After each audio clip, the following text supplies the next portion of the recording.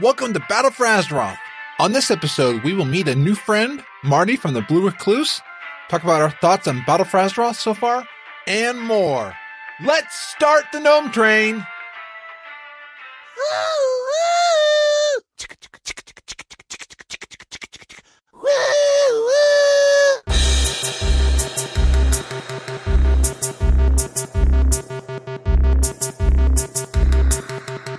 Welcome to FrazlCast, a podcast by a Blizzard fan gnome about World of Warcraft and geeky stuff.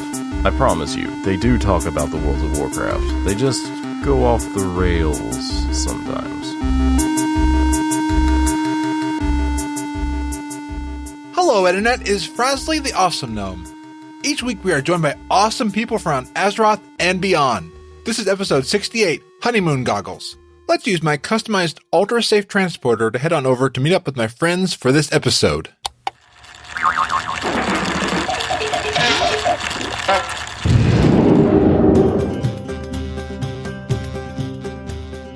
Arr, mateys! I am live from the Lagerta Main Lounge with my friends.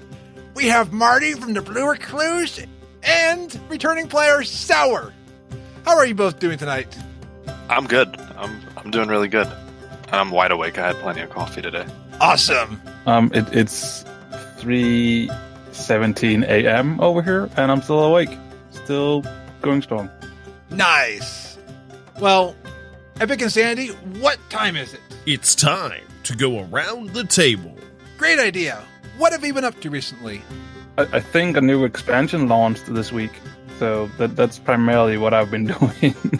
I've taken days off work. Yeah, just been playing World of Warcraft and having fun. Nice. I'm good. I have been working like crazy overtime, and when I'm not working, I am playing WoW. Nice. I was talking to somebody today who they are getting deployed, so they've been having time off right now. They said it's going to be really crazy, and I was talking with another person who wants to get into the expansion, but they can't yet. I thought this week I'm going to have enough time to play, but nope. I'm wearing one of my Con Before the Storm t-shirts, so I backed it. And I'm glad to hear that Con Before the Storm is going to have World of Podcasts thanks to Medieval Times. So Medieval Times was amazing, and they said, hey, let's make sure that World of Podcasts happens this year, because they saw where they were short, and they pitched in to help. So excited to see all the podcasters who get to meet their fans at that event. And I was like, this shirt came in, I was like, nice surprise. I just found out today, Discord Hype Squad changes happened to the program. I am now sorted into a house. I'm in the house of brilliance, because I'm always brilliant. Maybe. Congrats. Oh, thank you. And I hope I'm brilliant, because my midterm is tomorrow, so I have to make sure I pass that, because it's the midterm and the exam, and then that's my score for this course. I've got my annual dance studio showcase next week with 6 dance routines, so I got to make sure that I have everything all set to go and I can keep all the routines in order. What happened with Hype Squad? Is that a new thing? Yes. Hype Squad, it started originally with the Hype Squad, and then what I understand is that they had so many people going into it that there are now 2 programs, the Hype Squad regular and Hype Squad event. Kind of if you go to events, you can be part of that one. But now they've made it where everybody online can be Hype Squad, but you're sorted into houses, kind of have like house competition and teams. And then after that, you still have your Hype Squad events. So if I ever go to an event, I'm definitely going to be a Hype Squad event person, because I got to rep Discord. I love Discord. It's one of the things that I use every week, and I love talking to people on the server, so definitely excited about that. Yeah, that's actually really cool. I'm just wondering why I never got an email about it, because I'm in the Hype Squad, just never got the email. It's weird. Usually they send out like a monthly email. There was one that just came out today. Definitely check your user settings under Hype Squad, and I believe if you're looking to get the Hype Squad, you can use that.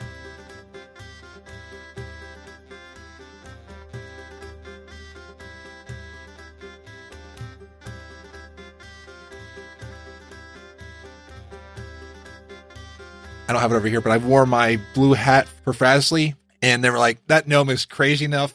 Let's let them in. All right, yeah, I'll have to do that then. In WoW, I've just been playing Fraz and BFA.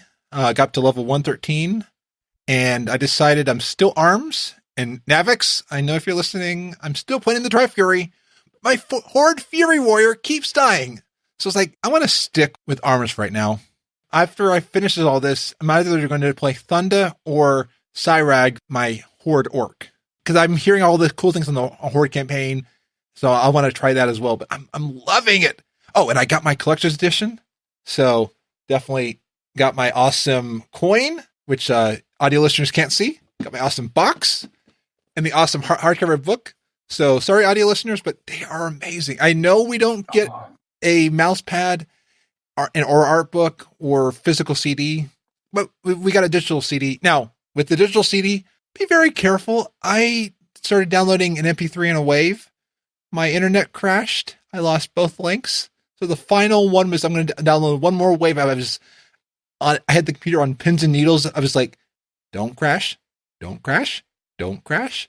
And thankfully I downloaded. So then I went into iTunes and I made the wave into whatever the Apple's format was. But I was like, hey, I'm going to do all three.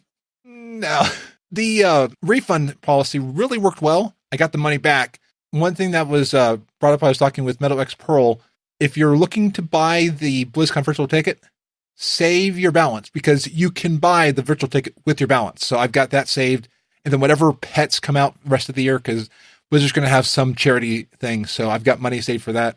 Lastly, Amazon is amazing. I know there are sometimes issues with Amazon, and I think there might have been some issues with like delivery, but Amazon told me that I saved close to $8 because at one point in the price of the expansion pre-order, it was down to $92.13. So they didn't charge me more than $92.13. So I was like, that's awesome. So I both get money back and I get to pay less for the expansion. It was great. And then plus you get a cool coin.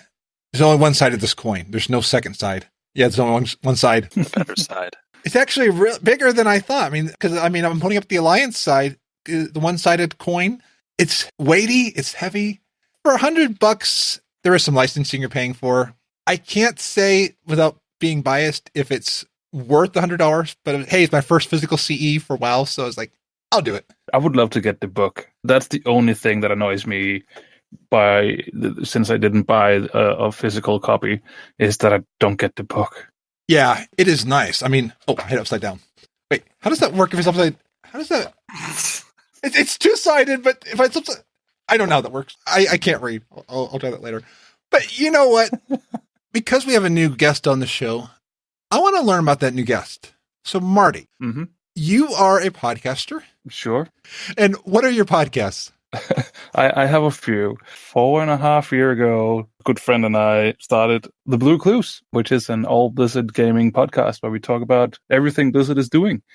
Sometimes also a little bit of things Blizzard is not doing, like Destiny and that other game that we shall not name. And so we've been doing that for 4.5 years. Then recently I joined the Raiders Confessional together with Ryan from the Blizzard Umbrella, where we talk about raiding in World of Warcraft. Recently, very new, we started, and by we, I mean the Blue Recluse guys and the Blizzard Umbrella guys, we got together and talked about that, hey, it could be fun to talk about everything that is nerdy. Because when you're having a Blizzard-related podcast, then it's really difficult to shy away from that and talk about other things. And we really wanted to do that because we also play other things. We also watch movies. We do a lot of nerdy stuff, and we want to talk about it. So we made a new podcast that's called Nerd This.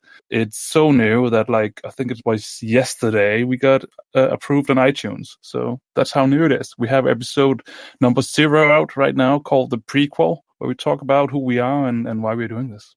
I listened to the first episode yesterday, and I really enjoyed it. It was fun. I love the Matrix talk, so if you can keep up the Matrix talk. I love the Matrix as well, so I would love to dedicate an episode where we geek out about the Matrix. I don't know how that would work out, but I would love to do it. Yeah, well, hearing some of the other hosts on there, because in Twitch chat, Michael is saying that there are other hosts on there, like Michael, Dusty, Ryan, and Tom. Michael's in the chat right now saying, hey, Marty, tell him who else is on it. Say his name. So Michael Skaczynski from the Blue Recluse. He's also on Nerd This. He's really good. He talks a little bit too much, but it's fine. It's a podcast. You have to talk. Well, and I've always loved the chemistry between the Blizzard Umbrella and the Blue Recluse. I said it right, yes. I'll probably say it wrong. I mean, we loved it too. I think the very first time we actually had those guys on our podcast, or was the other way around? I don't remember. We just had something just clicked, and we had such a good time that we just kept doing stuff. And our podcasts have been, both of them have had this like friendly competition with each other, where we are name dropping them in our shows and telling how bad they are and stuff like that. So we're having a really good time, and so it just felt so like right to do Nerd This together with them. How did you get into WoW? There's multiple steps to it, I think. Because I played Warcraft 1 back when it was current. I played Warcraft 2 and 3. And I think Warcraft 1 and 2, I was too young to understand what it was. I just liked building stuff. That's why I played them. And then it was not until Warcraft 3 that I started being a little bit interested in the story. But then I took a break from gaming overall because I was studying and doing other things that I felt was more important. And then at some point after I was done, I was living together with a friend at that point, a roommate of mine. He got World of Warcraft. And I was like, oh yeah, I remember Warcraft. I played that as an RTS and I saw it and I was like, hey, that looks interesting. And I tried his Warlock on his account. I was like, hey, this game seems pretty good fun. And so I put it on my wish list for my birthday, and my parents actually bought it for me. And then I started playing, and I got hooked, got more and more into it and interested in the story. And then just slowly I got, addicted to it like the rest of us. Michael was talking about the origin story of the Blue Recluse, saying how Tom and you were talking a lot, and just kind of, you decided one day just to start podcasting. And then at some point you needed a co-host, and Michael came along. And that was the cool thing, is Michael was a long-time listener. Long-time listener, yeah, sure. He listened to it for a while. Okay. So like 5 minutes, right? Exactly. No, I'm kidding. I don't know. I think he listened to us for like over a year or something like that before he actually got on the show. And how did you get into podcasting? I sort of always wanted to do something like podcasting or something similar. I mean, I've also always been very creative minded. I work as a web developer, so always been doing creative stuff. I went to media school, and I've always done things like that, and it's always been something that interested me. I never really found or took the time to do it, and part of that was also because I knew that if it was only myself, then I needed someone else to kind of do it together with. So sometimes you have these weeks where I just don't care this week. Have someone else that then could kick me in the butt and say, now we're doing this. So at one point, Tom then came around and said, hey, do you want to do... He started listening to a lot of podcasts, and he was also like, hey, we can do this, can't we? So he asked me if I wanted to do something. I was like, yeah, finally, let's do it. And I actually didn't really... I don't remember. Something was going on in my life at that point. So technically, I didn't really have time for it, but I was just we have to do this. Finally found someone who wants to do it. So let's just jump into it. And so we did. The rest is history, I guess. We started out recording a few episodes just to try it out and see if we could get into a rhythm where we did it every week, and we did so. And those episodes have never hit the internet, and they probably won't, and they probably shouldn't. But at some point we decided that, it's not getting any better right now. Let's just release it and see what happens. And 4.5 years later, we're still going strong. Well, what was cool is about a year ago, I had been listening to the Blue Recluse, and I loved how you were just talking with friends about WoW. And I was like, and then it was that one faithful tweet from the Blue Recluse Twitter. I was like, hey, you know what? I want to start a podcast too. And it was never to cut the copy. It was because I was inspired by you guys. What's fun is I've actually built a bigger appreciation for all that you've done. I mean, look at all the stuff that you do. It's like, it's helped me see how much work goes into content creation, but how much fun it is to do. And what's fun is that all my friends are actually podcasters. I mean, because I would count you as a friend. I would count Tom as a friend, Michael, Ryan, Dusty. I'm name dropping so that way I can be like, and Sour. We mentioned all of them. But yeah, it's actually fun because back then, before we started, Tom and I both listened to a podcast called Convert Rate. I just loved the Coltrane. But I just remember at some point, both Tom and I listened to that episode where Coltrane talked about that if you're out there and you want to do a podcast, just jump into it, just do it because it's so much fun. It's hard work, but it's so much fun, and just do it. You probably won't regret it. And so that's sort of like our inspiration.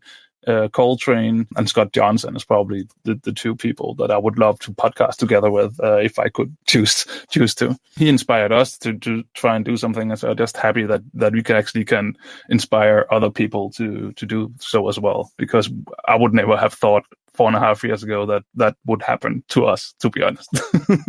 Oh yeah, you've been a huge inspiration, and like there have been times I've texted Tom, and I've texted you too, but I'm like, hey, how do you do this, or what do you do in this situation? I'm in the Convert to Raid Guild, and I've talked with Pat a few times, and like it was fun last night. Pat was telling me about some of the stuff that they're trying, so I'm finding inspiration from what they're doing. That's the fun part, is just seeing what goes on.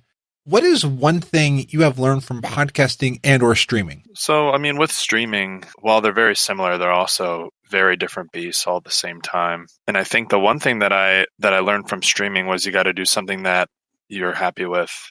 I do not stream anymore because I found myself not enjoying the time that I was playing games. It felt not like more like a job. I wouldn't say that, but I always felt like, oh, I have to take time to look at the game, and then I have to take time communicating. And then I got to a point where I wanted to just play my game. With that, I would just say, find something that you want to do and that you're happy with, and don't be scared to just stop and try something different if you're not enjoying it. And if you're not enjoying it, try to make it enjoyable for yourself. But if it's not, it's not worth, keeping something going, especially if you're not happy doing it.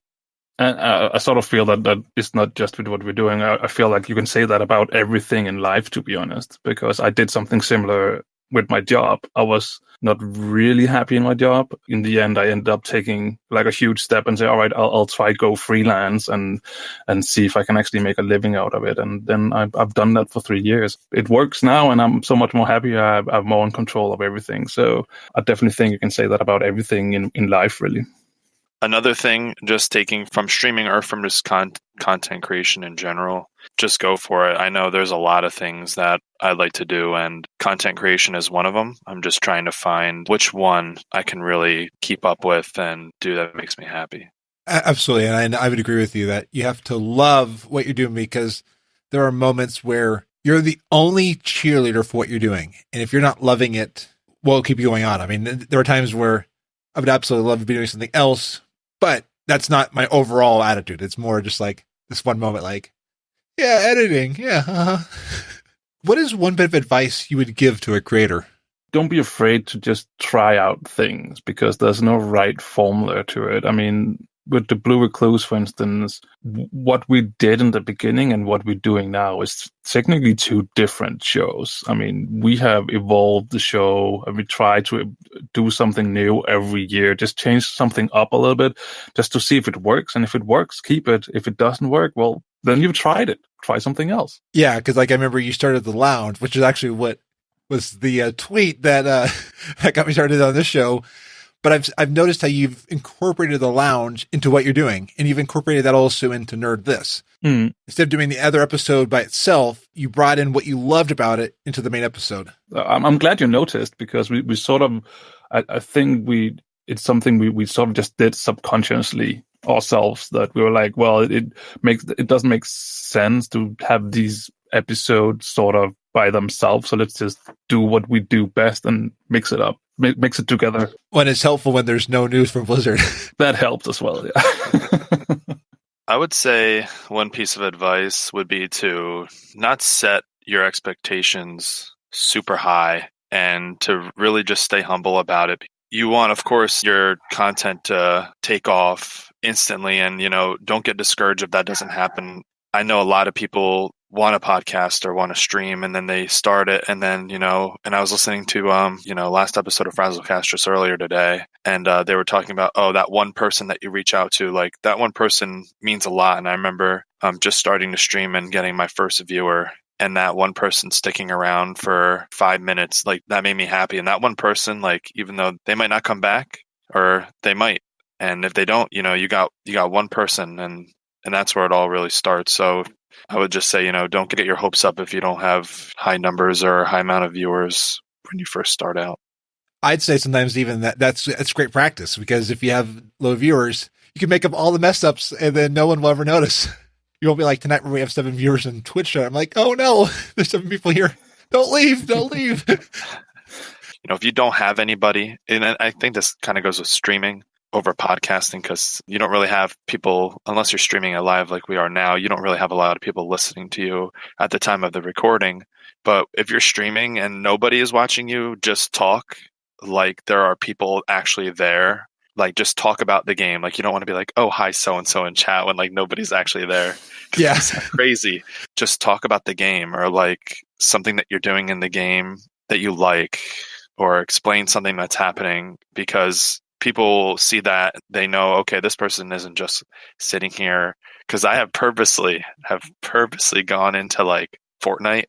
Like one day when someone was streaming, like I was just like looking for something to watch on Twitch, and it probably took me like a good like 5 to 6 minutes just scrolling down to see the last person streaming Fortnite. It was just them, no viewers, like, and they were just sitting there playing Fortnite, not talking. And I started to just talk to him and getting him talking. But yeah, I had a good time for like an hour. I saw a site, I forget the name of it, but you can actually find the Twitch streams with 0 viewers through it. It was like, wow.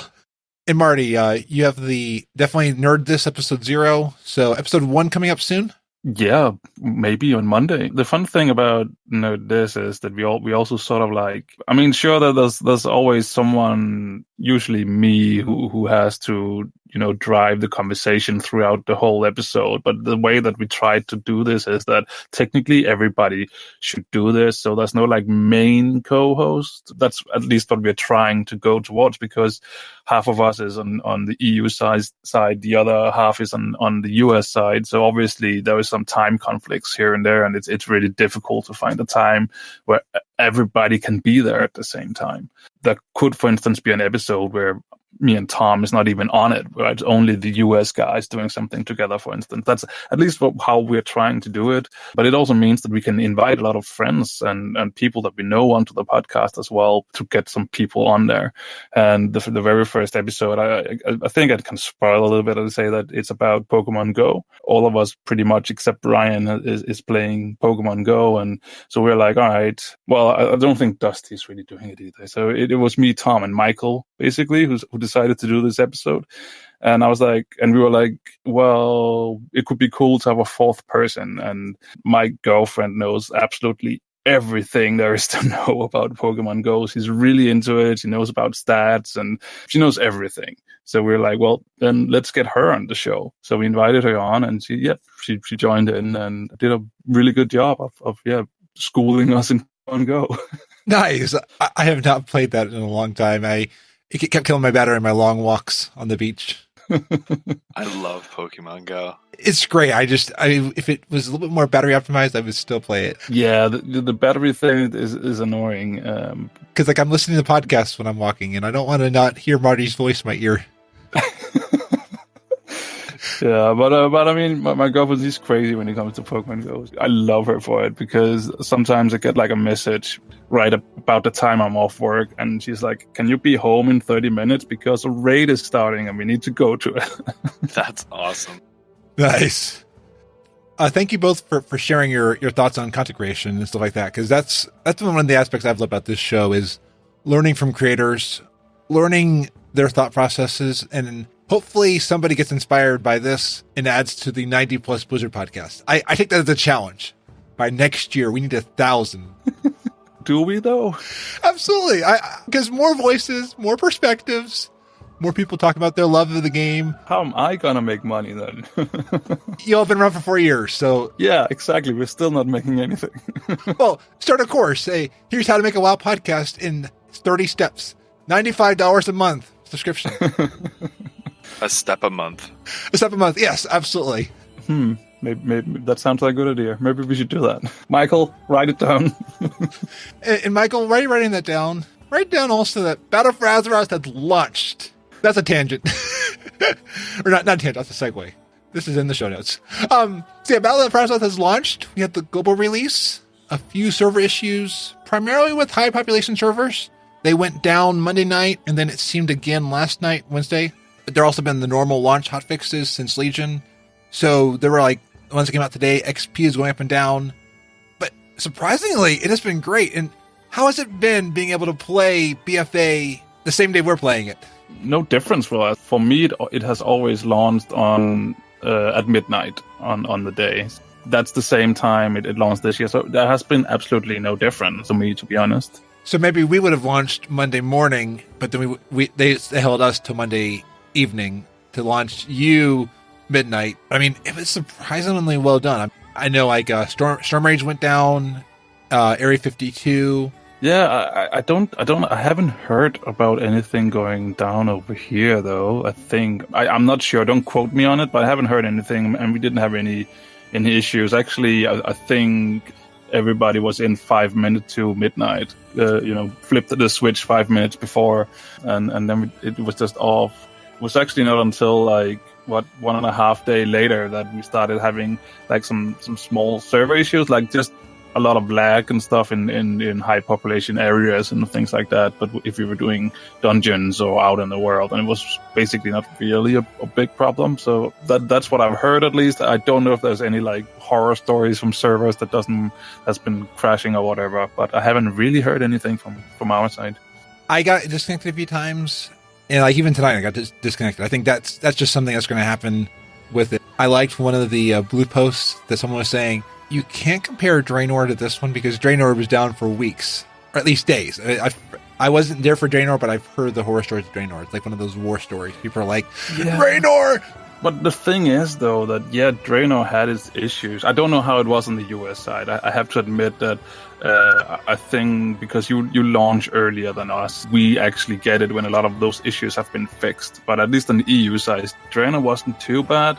It was mainly when you were trying to access your garrison, because everybody wanted to do that, and that crashed the servers. But I think it all was fixed within 4 days or something like that. I think everything taken into consideration, the developers really did a good job of fixing stuff and fixing it fast. Yeah, I remember with that one, they said, I think it was the WoW history video that was released a few weeks back, that Draenor was, we have millions of players that all want a separate instance of the garrison. We gotta really work hard on that. I mean, and this time it was community for pre-patch, but then for BFA itself, I think it was just a higher amount of players to the game.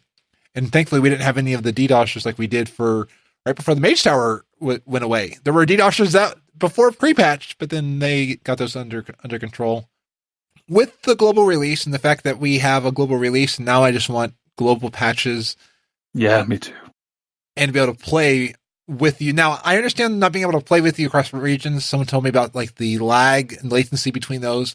I don't know, because I have an American account as well, and sure, the latency is a little bit higher, but it's not that much higher, to be honest. It's totally playable. I don't have any issues. It works fine for me. It might be, what if they have a lot of players from multiple places? I could see maybe Blizzard's like, how can we get our client side? So they kind of want to discourage us from playing outside of our realms and stuff like that. Like I don't go to the EU because I don't have all my armor and pets and stuff that I bought at the cash shop or earned on my account. No, I mean, it makes sense to not have, obviously my character on Storm Rage shouldn't all of a sudden be on US servers. That's not how I want it, but it would be at least nice that my account also worked in the US, so I wouldn't have to pay for the game twice to be able to play with my US friends. Yeah, I'd probably play more, and if we had 2 accounts, that's 100 characters.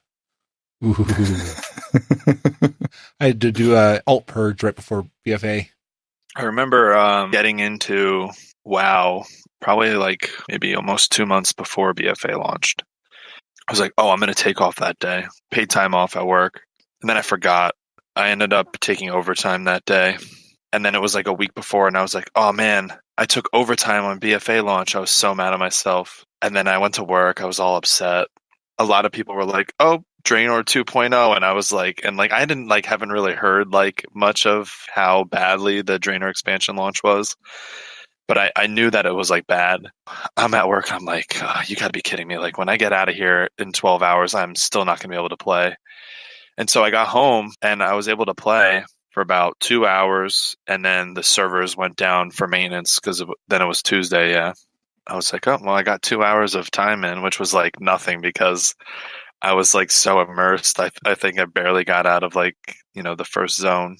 The next day came around and I was good. I didn't really experience anything. Actually, the first thing that I think I had an issue with was was today getting on for a little bit. I know they had an issue with some latency and stuff, but I think the issue was literally 5 minutes, and then Nihar helped me out by putting the set realm, the automatic realm set in the WTF file, and after that it was good. So yeah, it was pretty smooth for me, at least. Nice. Yeah, I do remember Area 52 was down for a little bit, and then I only had another couple characters on Emerald Dream, so it wasn't really that bad for me.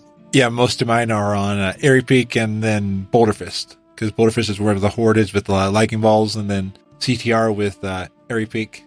With the BFA, what's been your impression reaction about it? Oh my god, the music is so good. Oh yeah. I mean, sure, the music has always been good, but I don't know what they've done this time. I feel like everything has just gotten a bump up. I think the music is amazing. From an Alliance perspective, at least, I really enjoy all the zones. All of them are pretty amazing. My highlight is probably the Freehold area and the dungeon.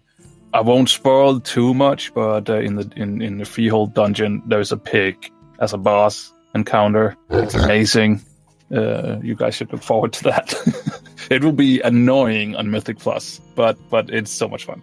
And then today I did Drustvar, or whatever it's called, that zone, and I absolutely just loved it. The music, the atmosphere, and everything. It's so good. I sort of got because originally I played Horde. I played an Undead Forsaken.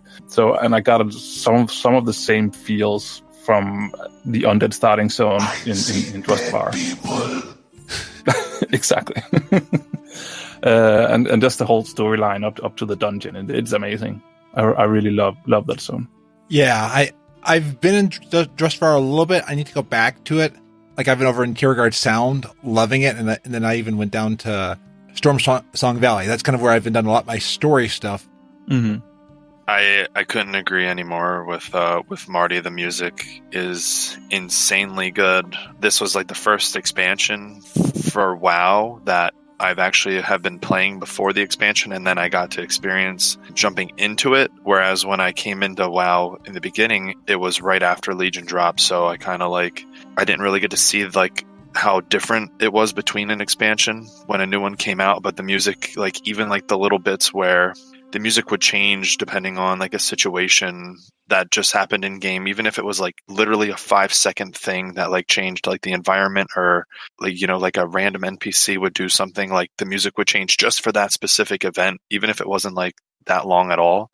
And that I found really impressive. Other than that, it's just the vast environment, all the different bits and pieces that make it up. The little details really, really blew me away. Do you get a Skyrim vibe? I'm going to the zone. Skyrim had a mystery of music and exploration, and I get that same feel. I didn't really play Skyrim. Can you kick him? Somebody likes to play dangerous games. I love that voice actor. There's some amazing voiceover actors in this game. I mean, I'm just I'm hearing these lines, and one I just got to geek out on, because I think a lot of you will understand. It's gonna be a good day. Absolutely, it's going to be a good day. That is Richard Steven Horvitz of Invader Zim and so many other things. It's a voice actor, and I found out they're also in MoP and in Warlords. But that actor, I love their voiceovers, and I'm seeing on Twitter the different voice actors, and then the voiceovers are amazing. Mm-hmm. The voiceover for everything in Battle for Azeroth so far has been spot on. I mean, I remember that just the last cinematic from the Siege of Lordaeron, where Sylvanas is saying something over the shoulder she's talking to Bane, just saying, well, then go join them. So just how that whole line was performed, it gave me chills. It's so amazing all the way around. Every zone you walk in somewhere, and there's a cutscene here and there. Taryn Gregory even said there is transmog cutscene anxiety, because you're afraid of changing your transmog because you don't know if you'll walk into a cutscene. That's given a story feel. I told somebody there's 2 games now. There's Horde and Alliance, because I want to play the Horde side, because I'm loving what's going on. And people are telling me about some of the things on the Horde. I'm like, whoa. Yeah. The very first cutscene I was in with my character, I think my cloak was all wrong, because I had just gotten a new cloak, and I was like, no. But yeah, no, I actually have a horde character as well on 110, just waiting to go through the expansion. I definitely want to take him through the horde zone to see how the story is progressing over there. And one thing I've felt is walking through a zone, I'll run upon a quest somewhere, be like, okay, I'm working on the story. Oh, well, this town needs help with something, or this little outpost needs help with something. And that's kind of a feel I remember of like Witcher 3. I stopped playing The Witcher 3 because I just could not figure out what do I do? What do I do? Because there's like so many things. You walk into a town and you're following the story, but hey, we're on fire. Can you help us? Witcher 3 is interesting because it's a game I should love, because I love open world games. I love that you can explore. I love that there's side missions, but I think it was just too big. I think I just got so lost in it that I was like, I don't know what to do. That's too much to do. Yeah. I still get the same classic feeling of WoW, like from when I was playing through the vanilla and stuff like that. But I felt like the new characters, I have like more of a tie with the newer characters, like I did when I played Final Fantasy 14. Yeah, where I would be more connected, or I liked characters more than I did in Skyrim. Skyrim was kind of like, it was like my story. Like I really didn't care for much of the characters. They didn't really leave too much of an impression. But in Final Fantasy 14, they did. Christy Gold has done an amazing job with the story, but I was kind of thinking about this development-wise. Christy said how some of the things, even like some of the decisions that happened in the game before the launch, were already in place when they started working at Blizzard. Did you guys listen to the interview with Chris Metzen and Scott Johnson that came out, was it last week? Chris Metzen actually said, and how long is it? It's like 2 years ago he quit. And he said that the last thing he worked on was actually the whole startup for Battle for Azeroth and that cinematic that leads into everything. So, I mean, that's 2 years ago. So that technically means that someone out there is working on the next expansion already now, right? So yeah, but I think a lot of the story beats, the overarching story beats is already set in stone somewhere and someone is working on it. Which is amazing is if we already get this, I'm like that kid in the candy store. I see what now WoW's capable of 13 years later. What are we going to get? I mean, it's like, I'm always biased. Like, I love WoW. I love Blizzard. I mean, it's, and that's just who I am. But I was going into BFA thinking, I'm hearing from all of these people, it's not going to be fun. It's going to be rushed. I don't see rushed anywhere. I mean, there's probably, someone can probably point to be like, this quest is not there. But I see so much love and care going into everything. I was watching this little side quest, and the cutscene in game around the side quest was like, someone took the time for this. It's so interesting to see that if we go back in time, and don't ever do that in World of Warcraft, Blizzard, ever again, it's Warlords of Draenor, or that last stretch where there was no new content, people were so complaining that, oh, it's been 12 months and nothing new before the new expansion, and this time around, they actually delivered on that promise that we will get it to your hands faster. And then people are complaining about that as well. And I'm like, okay, you just can't make gamers happy, I think. Yeah. And yeah, Sour, you again mentioned the tie to the characters, and it's so true. The end of Final Fantasy XIV before the Heavensward expansion had one of the best cutscenes I've ever seen in any MMO.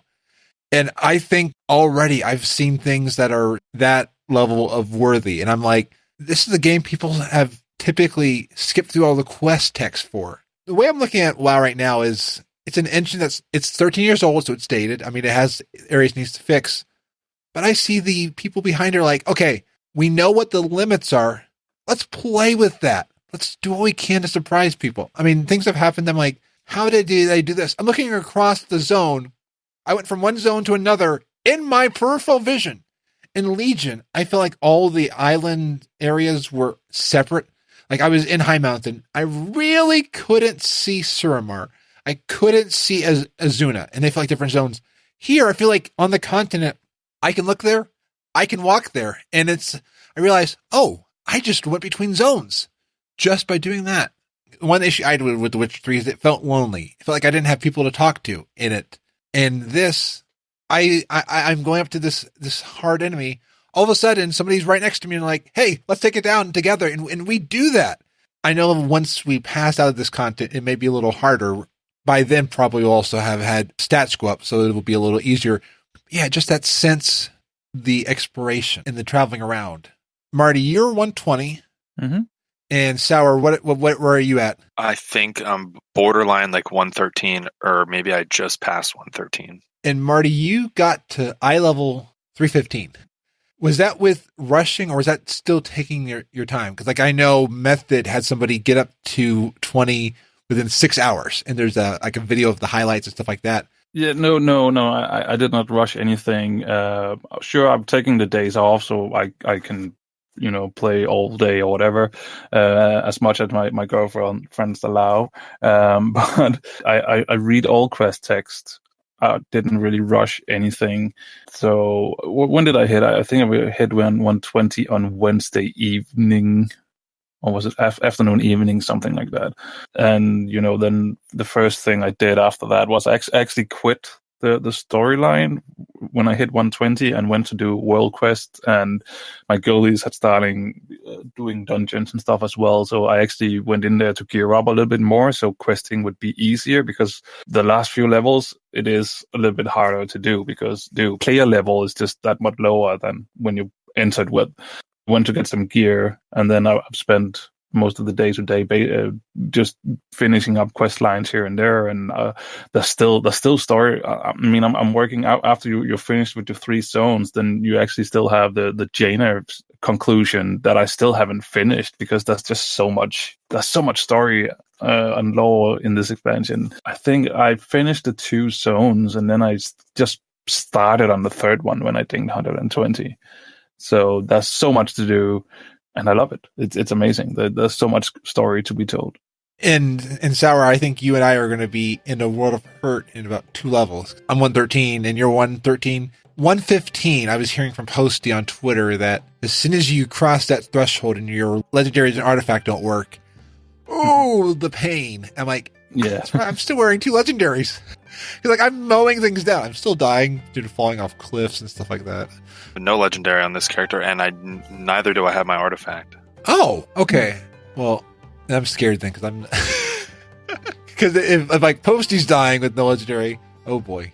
Well, that's the thing. I want to know how like, what are you dying? Are you dying from just like mobs or from people? One was I walked into a group of 120s, and a couple times I went down a waterfall thinking, I can just take this waterfall onto the water. There was a cliff behind the waterfall, and so then I passed through the water into where it's dry and dead. Yeah, see, but that's not like. But you said earlier that you were playing a Fury Warrior. Fury on the board, but on Alliance Arms, because I keep dying on Fury. I think I've only died on my Fury Warrior like twice, and both times were because I just got done working my 12-hour shift at work, and I just got on to try to just get something done in game, and I ended up falling asleep. So any raid teams listening, I'm probably not a good candidate for heroic or mythic. After 6 a.m. I remember there was a raid encounter in Star Wars: The Old Republic where you actually needed to jump down from some cliffs from stone to stone, and yeah, you probably wouldn't be able to do that, Frazley. No, I couldn't even do the thing in Final Fantasy XIV for the sightseeing log, where I had as a Lullafell had to jump from this little cliff onto a lamppost at the specific time of the day on the server in specific weather to unlock my log. Yeah, Final Fantasy XIV has been interesting jump puzzles, and I even found some already in BFA. So one thing I wanted to ask both of you is, I remember going into Legion saying, "Oh, this is the best thing ever." I'm hearing the same thing on this one. I'm trying to put on that objective glass. Are we just looking at it with the fresh honeymoon goggles? Or does it truly feel different? It's new and fresh, right? If looking back at Warlords of Draenor, I was like, the leveling was fantastic. But endgame was not amazing, to say the least. I think the rating was was all right. It was pretty good, actually. But everything you did outside of raiding, there wasn't really too much to do, and what was not really that interesting to do. So I think there's also you shouldn't be saying, "Oh, this is the best expansion ever," when the first week isn't even done yet, because it's so hard to say. But obviously, there is some like initial thoughts and feelings about it, because to be honest, I'm blown away at the moment as well. I think everything so far has been really, really good. The music is great. The story is cool. So, I mean, it's a good start. But to be honest, we don't really know until we have gotten more in-game content and a few patches down the line to actually see how everything is shaping up. Yeah. Yeah, I kind of agree. At the same time, I really like the analogy you used, the honeymoon goggles. But yeah, I think definitely it's really too soon to be saying that this is the best expansion ever. While it's really good, I also think people who rush it are gonna say, "Oh, this expansion was really short," but that's because you're like rushing it. Like, there's so many different factors, and not just factors of the game or the expansion itself, but of the player. Because if you're rushing it, expansion's going to seem like a lot shorter than it did when you maybe played Warlords or, little things like that. But I did play WoW when I was super young. Like, I think the max level was like 20. I remember playing it then, and the jump for me to Legion is just too much of not playing, to the point where, I can't say, "Oh, this is the best expansion ever," because there's that gap where I didn't play.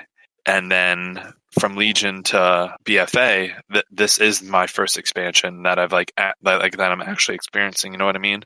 The only other way that I'd be able to tell is just from playing my first Pandaren monk that I played in Legion content, but from 1 to 100.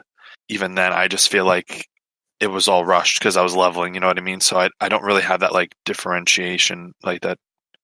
I don't even think that's a word, but I don't have that gap or that transfer between an expansion to really know how much better it is between another one. Feels story driven like Final Fantasy 14, so it is scratching that itch I like of the story. I just want to make sure that I'm not jumping the gun and be like, people tell me about the awesome things that happened in Wrath. People tell me about the awesome things that happened in Mist of Pandaria. And I remember I had fun exploring in vanilla. So it's just trying to temper how much I'm like, oh, this is amazing. It's amazing to be like, it's done an amazing job. I just want to make sure I'm not trying to find the words to it. I do feel like they've learned a lot. I mean, even the way the Heart of Azeroth works, I understand it better. You put all your stuff into one necklace, and then you infuse your gear. So you get your idea of the talent tree, and you get your idea of the artifact, and you respec. So there's a cost to it, but you don't have that always increasing vanilla respec cost where it gets to the place where you can barely afford to respec at all for making a bad decision, but you get the experiment. Yeah. My only grief with that system right now is that I find it a little bit difficult to see if the item that is dropping is an upgrade for me. I mean, sure, item level, if it's high item level, then obviously there's more stats and things like that. So it's most likely better, but it's something I'm curious to see how it will work when we go into raiding and things like that because already right now I have one bag filled with gear that I'm unsure which one is actually the better choice. Maybe that's also the min-maxer in me that's thinking like that. Maybe I should just enjoy it for what it is and try out silly things and whatnot. But yeah, I'm looking forward to see how it will work out when we get a little bit further into the expansion. And does each piece of gear have different traits? It seems like it, yeah. Yeah, they do. I heard raid gear, and I believe high-end Mythic Plus has a 4th tier, which that makes sense. I mean, if you're going to be into that level where you really have to use all the traits, it makes sense to give a little bit extra if you earn that. So far, I'm still again on level 113 gear, so I'm speaking from where I am now, not later on. I feel like I can later on experiment when I want to try Fury. At 120, I'm planning to try Fury. I don't think I have to build up another weapon at that. I just got to respec my gear. Yeah, and I think it's nice that you can respec your gear. That was also one of my before I got into the expansion, one of the things I was curious about was to see if you can actually respec them if you wanted to, and how much it costs. And I think it's a fair price, and it's nice that you can do it. It's really nice, for instance, because I play a shaman, so I'm DPS as main spec, but I do heal as well. So it's nice that when I get an upgrade for my main spec, then I can just take that item and respec it, and then I can use it for my off spec. So I can keep using it afterwards. That's pretty nice.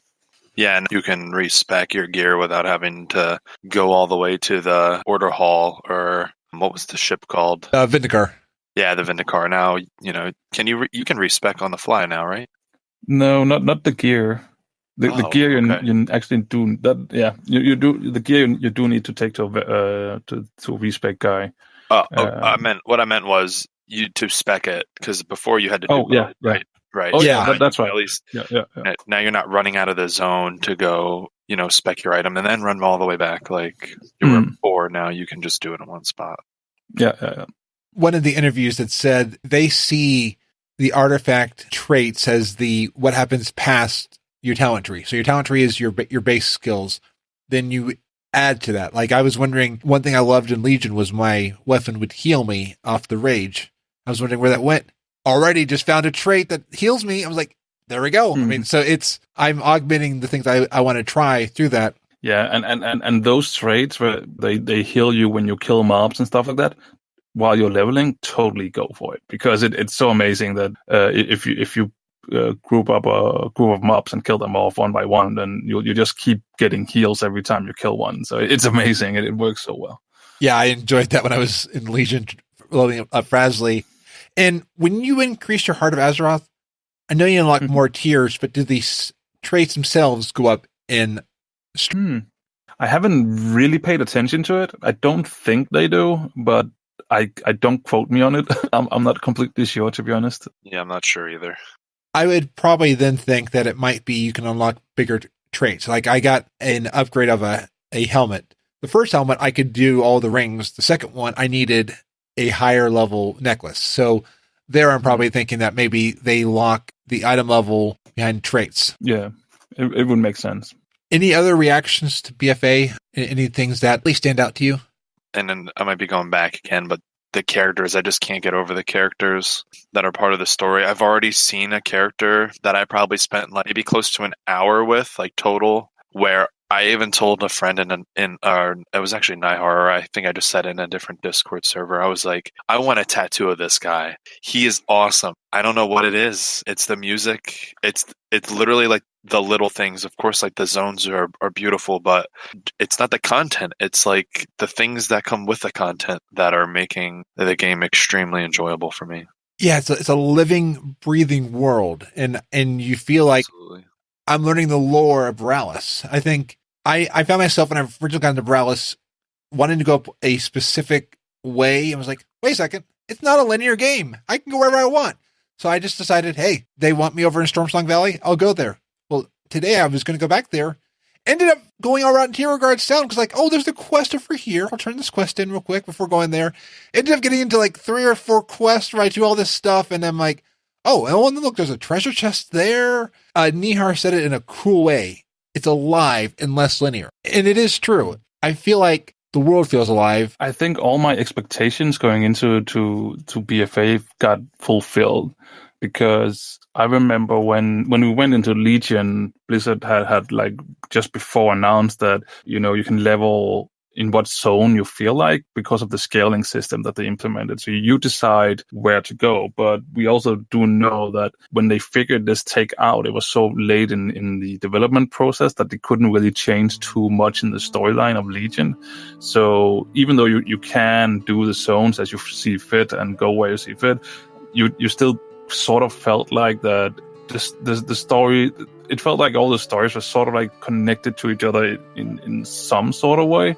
Whereas, and that's what I was looking forward to, was to see how much have they learned from this experience. And that is what we see in BFA. And I feel like all the zones so far, they're so amazing, and you truly can play them how you see fit. And you get a great storyline going through all the zones. And it's been a really great experience so far.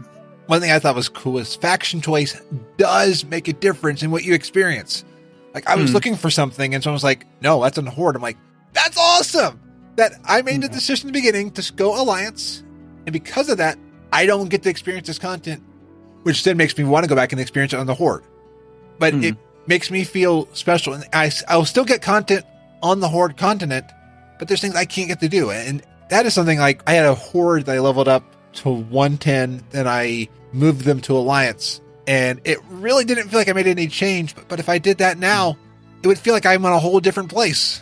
Yeah, and I'm so happy to see that they do this, because it's something that I felt like have been lacking a little bit as well. And I think they started doing this in Legion as well, with all the different classes. Every class had their own storyline to play through as well. And it's something we did have that sort of in vanilla, where there were like few quests here and there sprinkled over all 60 levels. Some classes had more class-specific quests than others, and it's something people have been loving since back then, but then Blizzard moved away from it, but now they're moving back towards something where people can have different experiences depending on what they're playing, and I think that's totally... It's fine to do that. It's all right, and I'm happy to see them doing it, because it actually makes me want to check out the Horde side as well. That's what John Jagger said on Azeroth Roundtable. I was on that a few months ago, and they said, what would be cool is if we had branching storylines and we had things. And I think in a way, you're right, we have that. Because, I mean, the fact that when I was talking with Nihar in chat, I was like, did you see this? No. If they are doing this, it'd be cool to take that further. Because, I mean, we have instancing. What if we took that even farther? There's probably a place where it has to still connect back up. Your story may branch. You still need to come back together. Otherwise, in one, Azeroth is exploded and it's all gone. And the other one, Azeroth is still here. Hey, can you come level with me? I'm sorry, Azeroth is gone, but I'm still in Azeroth, but I can't see it. There was a game that had a sequel, and I don't know what game it is, and I don't want to say it because if somebody's still playing one of the two games, but when they made the sequel, they had to decide which of the branching storyline endings of the first one they were going to choose. And people were so upset because it's like, in my game, this has happened, and it's like, yeah, but in the sequel, this happened. They did that in XCOM as well. Oh. Where XCOM 2 started up with that the aliens from XCOM 1 actually won, because the way that it works, they looked at the statistics and were like, all right, if we have to look at the statistics, then the aliens won. so I thought it was an interesting way to do it. Also a little bit weird, because in my game, the humans won. Yeah. Well, in my game, Nomorgon's back, but I have access to that game. We covered a lot of our impressions and a lot of the excitement that we're feeling, a lot of the wow, it's amazing what we're getting.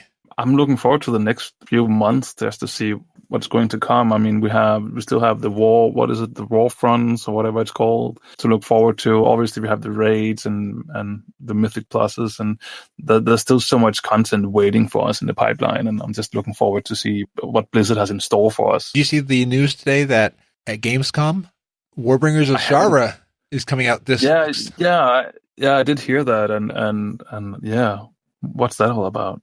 It's amazing that they chose that after we launched. Now, again, I'm not far in story, so I don't know where anything is, and I don't want to say anything in case somebody's not there. But it's exciting that we got this. I'm hopeful for the future, but again, I'm also always a optimistic gnome. So someone told me I'm the most positive person they know. I'm like, oh boy. I just love as well that Blizzard did this, where they gave us the Jaina one first, and then the second one was an in-game cinematic, and then there was a little uproar from the community, and then they gave us a full-on CGI cinematic, and the third one is still waiting. We're still waiting for that. I love that they're unpredictable, because normally you would probably just say, all right, every week we'll release a new cinematic, not this time around. And I love that, because it also keeps us on our toes, what's going to happen in the story, and it's less predictive and things like that. So, well, the way they're releasing it, what if we find out next week, oh, actually, we have a musical on Broadway called Warcraft the Musical. Let's find out what happens next. So that's definitely a Nintendo/Pokemon move. Yes, absolutely. I love that we're getting multiple mediums of things. Like, I hope we get another audio drama. I love the audio drama, like Godan. That wasn't me! So yeah, I would love to see more of that. I'm really excited to see what comes next in the next coming months. I'm really excited to get into PvP. I think Legion. I was watching this like hour-long video of the story of World of Warcraft and how everything like played out, because jumping into Legion, I had no idea what was going on. I just knew that, you defeat Kil'jaeden and then he throws his sword down into Azeroth, and that's all I knew. I never knew any backstory or any of the lore for the most part. So I watched this video that explained basically all of that. I mainly watched it so I could pick a side, because I knew going into BFA, I was like, I don't know if I'm Horde, I don't know if I'm Alliance, I don't want to be both. I of course will always have characters on both sides, but going into BFA, I really wanted to get into the PvP. I really wanted to feel the Horde versus Alliance, conflict. So yeah, I'm really excited to get into that and really feel part of the war between the two. And hopefully you pick Alliance, because otherwise I'll have to kill you in PvP. You'll probably kill me. I always tell people that if they're Horde, I'll kill them in PvP, but no. I am Horde. I have decided that after seeing everything and learning about everything, I am Horde. And if you do try and come and kill me, I'll just find a waterfall to like walk near or something.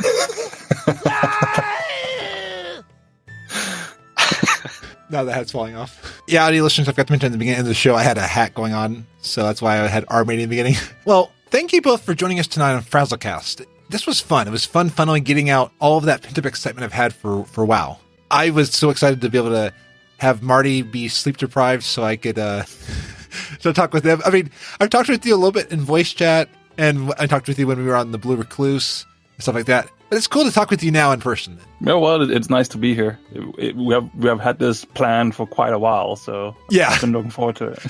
And I had it in the back of my head, I was like, if he's not awake, okay, I'll come on next time. So let me know the next time you're sleep deprived, and we'll see if we can get back on again. Next World of Warcraft expansion. Okay, deal. Count on it now. Where can we find you on the internet? A lot of places. I think the easiest thing is to go to dragonpoweredstudio.com, because that's where we kind of like put everything. It's still not completely updated. We still need to add like nerd this and things like that. But you'll find links to the Blue Recluse and to the Blizzard Umbrella, to Raiders Confessional, nerd this, everything we do. Nice. And I was listening to somebody is dancing to Game of Thrones in our studio showcase. At the end, they had a fire breathing, and I'm like, I instantly thought of the Dragon Power Studios intro. And actually, a fun fact, Dragon Powered Studio does spell out DPS. Nice! My girlfriend was like, was that on purpose? And I was like, yeah, of course it was on purpose. And she didn't believe me. And I was like, it's true, because we wanted to call it something with DPS, and that's how we just tried all sort of combinations and ended up on Dragon Powered Studio. That's awesome. The same way that I decided tonight to wear this hat. It wasn't Twitch chat talking about wearing a pirate hats and stuff like that. It was all my idea. I had this planned for weeks. Like 3 minutes before the show. You were really excited to put that hat on, too. I was. I've got a whole prop closet behind me.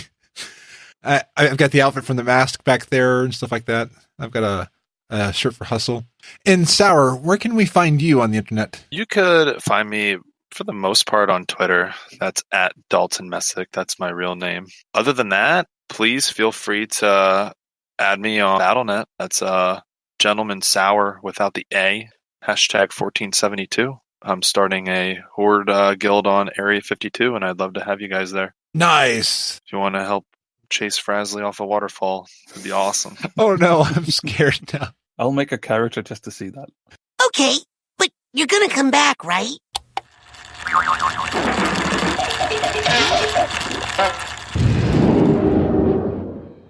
I'm back in my home of Ironforge until we one day reclaim Gnomergon.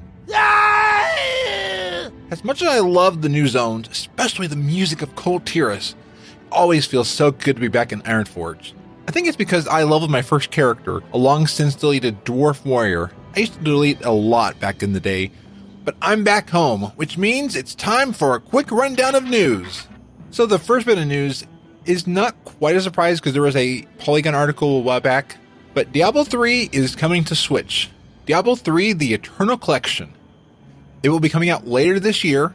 This version will include the Diablo 3 game, the Reaper of Souls expansion, and the Rise of the Necromancer pack. There are a couple exclusives with this one. Discover pieces of Zelda's Sword and Sanctuary. The Eternal Collection on Switch includes the Kuko companion pet, a Triforce portrait frame, and an exclusive transmogrification set that will let your heroes sport Ganondorf's iconic armor. You'll also receive unique cosmetic wings, kind of like Red Bull.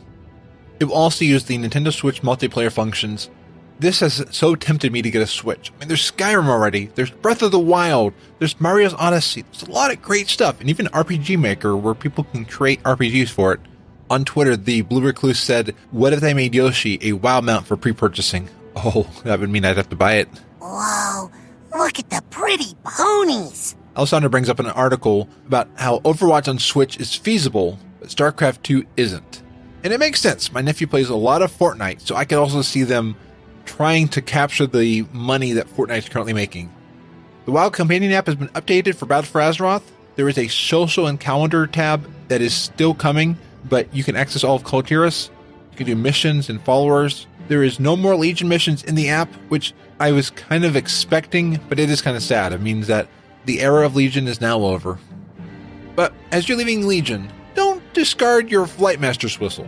Through the story, you will upgrade your Flightmaster's Whistle in BFA, and if you deleted it, they will give you a new one. But if you already have it, that same one that you use on Broken Shore and Argus will be updated for Cold Tears as well. Blizzard wanted to let you know, if you are doing the recruiter friend levels, do not have your friend grant levels to your allied race, because those will make you ineligible for heritage armor.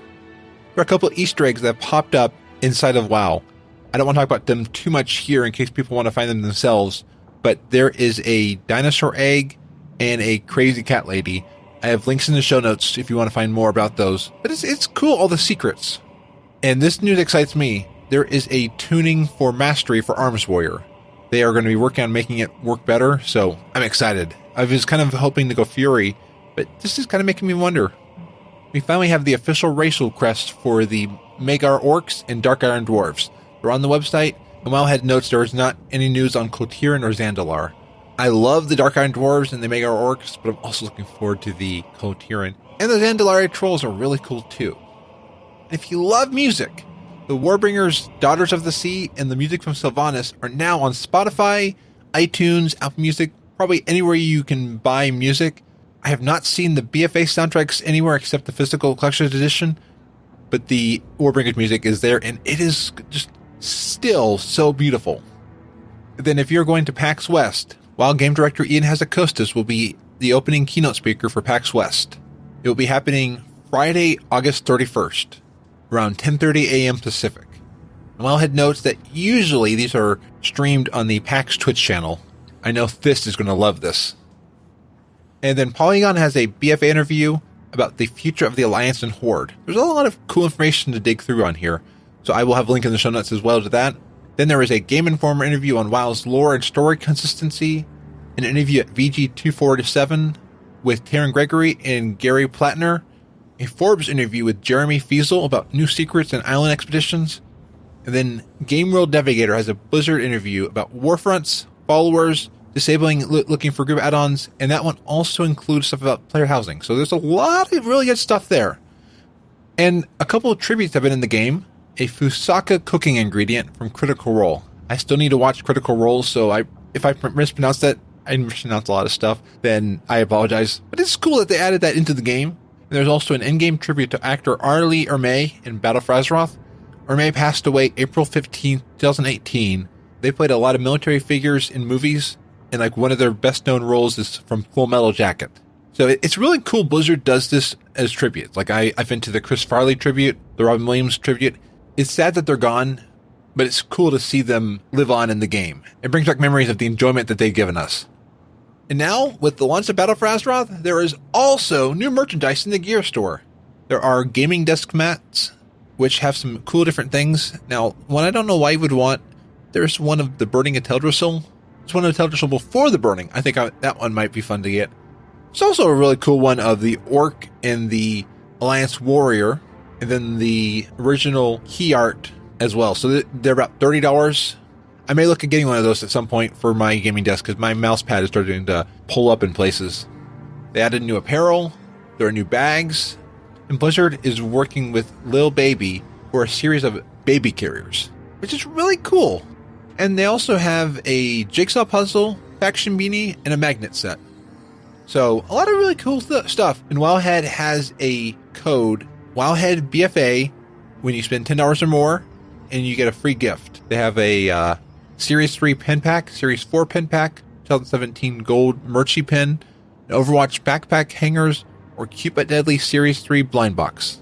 They say it works on both the EU and the North America shops.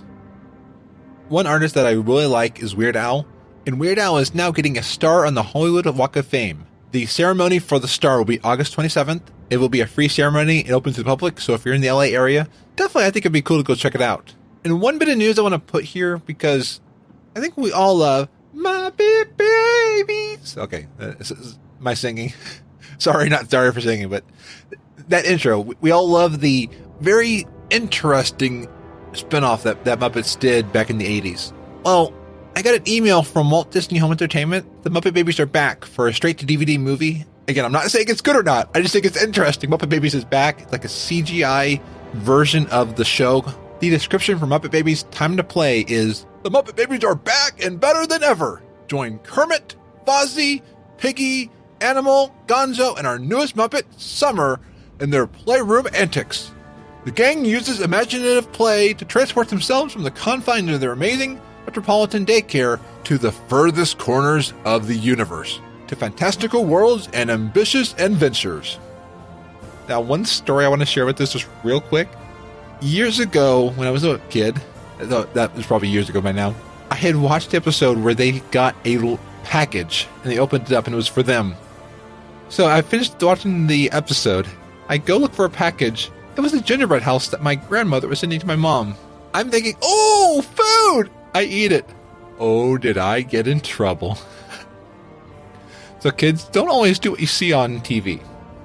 Well, that's it with the news for this week. But before we go, what time is it? Let's look at what has been happening in the community. Awesome. Let's do that. So Corpse Run Radio had an interview with Patty Matson, the voice of Sylvanas. I'm listening to this one. Great interview. And as I said on Twitter to Patty Matson, my character hates Sylvanas, but I've always admired the voiceover work of Sylvanas. It's really cool to hear the person behind the character.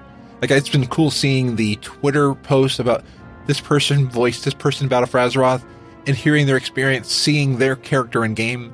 Fun to see characters we love and to know who brings the character to life. And the 2018 Arena World Championship fall season has been announced. The top 3 teams from North America and EU will advance to BlizzCon, and they have added 2 new arenas, Mugambala and Hook Point, for Zandalar and Kultiris. So these seasons will be happening throughout September and October. I've got a link to Wowhead with all the details on how you can sign up. They did say it will be broadcast live on Twitch. Just a reminder that the costume exhibition registration is still open, and it will be open until October 15th. And this is different from the costume contest, which is the top 25. In the exhibition, you get to walk the stage on Friday afternoon. So this is a cool way that if you don't get into the top 25, to show off your amazing costumes. Then you still have until August 31st to enter the first Weak Auras art contest. So Weak Auras is working to update their built-in textures and sounds for BFA. And I've got a link in the show notes to the Blizzard internship program. It turned 10 years this year, and it's cool just to see their history and the skill that people can learn from Blizzard to then help take it into their other jobs. And I've been following John States, who is a vanilla WoW dungeon designer. They have had some really cool dev diary quotes. Like, one was, since the point of a database was to always know where games data was located, it was no small irony when WoW's entire database was lost. While the database system was working, and on the network somewhere in the building, the hardware itself had been forgotten, and no one could locate the machine when an upgrade became necessary. John States has made a diary of what it was like building these dungeons and raids. The Kickstarter will start in 2 weeks, and they will also be on an episode of Countdown to Classic that's filming tonight. So it should be out by the time you hear this. And definitely check out Countdown to Classic. They're doing an amazing job covering WoW Classic, getting a lot of different perspectives from people. I've been enjoying listening to their episodes. And the next one, I said trolls last episode instead of gnomes.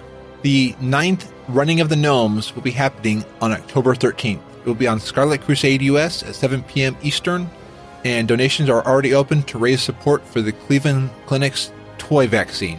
It's a vaccine that can prevent triple-negative breast cancer, which is often hereditary and the most deadly form of breast cancer. So definitely, if you can, support financially and support by getting the word out about this, because this is an amazing community event that happens every year, and I love seeing it happen. And as we wrap up the community section, I would like to ask you if you want to join a community. Well, the FrazlCast Sparkspans community is open and ready for all your memes, GIFs, and jokes, and just plain old fun. So head on over to sparkspan.com and definitely know that every time a message is said in the Sparkspan Discord, I get a notification. So it's your straight access to Frazley. Well, that's a show. I'm going to head out of here to go play some more of the expansion. So I am Frazley, and you can find the show at FrazlCast.com. Until next week, be awesome.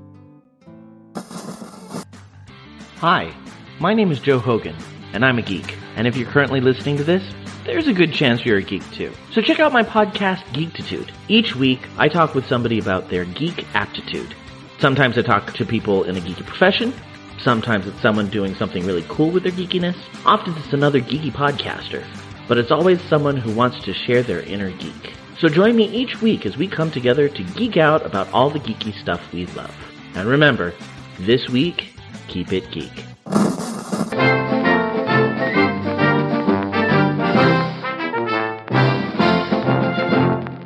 Welcome to the Frazley Report, a short news report by me, Frazley, the Awesome Gnome, to deliver your World of Warcraft news.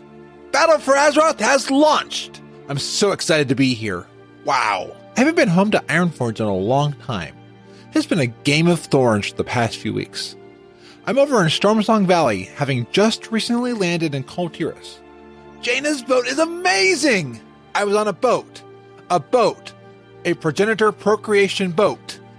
The galley does not have good food. I don't know why, but Jaina decided to hire Nomi. I guess they got fired in Dalaran. When we arrived in Borealis, the first thing I did was buy some food from home, because I was famished. I bought what looked like a delicious Stranglethorn prickly pear. I remember these from my time of questing in Stranglethorn, finding all the pages for him at Nesingwary and then having all the tigers attack me. Do you remember that one stealth mob? But yeah, this pear, it tasted good. It was a little dry, which I understand for traveling all the way here. All of a sudden, I had to spit it out as a giant worm starts crawling out of it and into my hand. Gah! The vendor had told me it was fresh. Yes, fresh. 7 months ago! So don't trust the vendors here, they lie. The servers have been pretty stable for a global release. A few high population servers had some issues logging in. Even my former vanilla server of Stormrage, it was down for a little while. There were a few hotfixes that were rolled out to fix some quest bugs. I got disconnected a few times, but all is good. Been resting up my XP as well.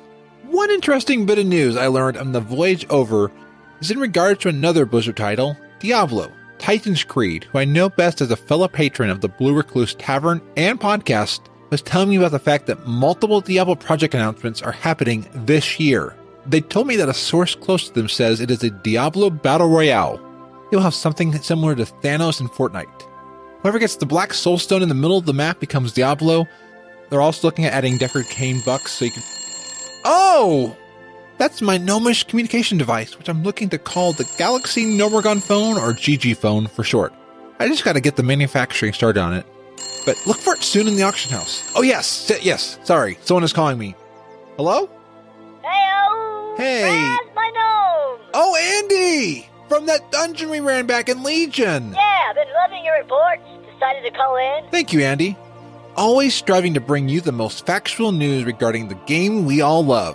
What are you calling about today, Andy? I was calling to talk about my experience with Battle for Azeroth so far. Nice! How do you like it? It's awesome!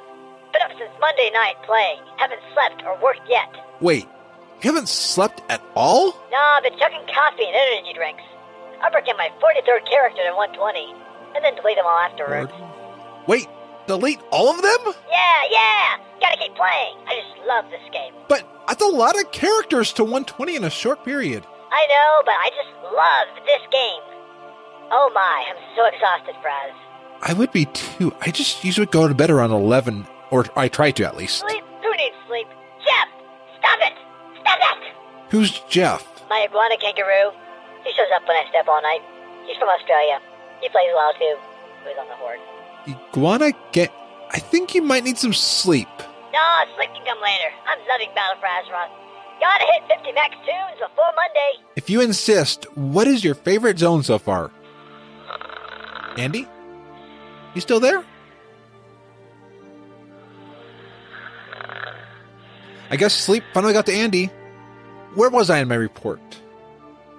I can't remember now. Well, thank you to Blizzard for a great launch and release of BFA. The coolest thing is, I just found there was a very cool pizza in the city. Speaking of which, I'm feeling very hungry right now. I'm going to go grab some lunch. Thank you for tuning in today. Keep that dial set to this station for future broadcasts of the Frazley Report. Until next time, be awesome. You look to me like a slacker. Yeah, that's right. That's right, I am a slacker. Join these two slackers for a bi-weekly chat about beer, gaming, tech, and something random every show. Just search Slackers Studio in your favourite podcast app. If you can be bothered. You're a slacker.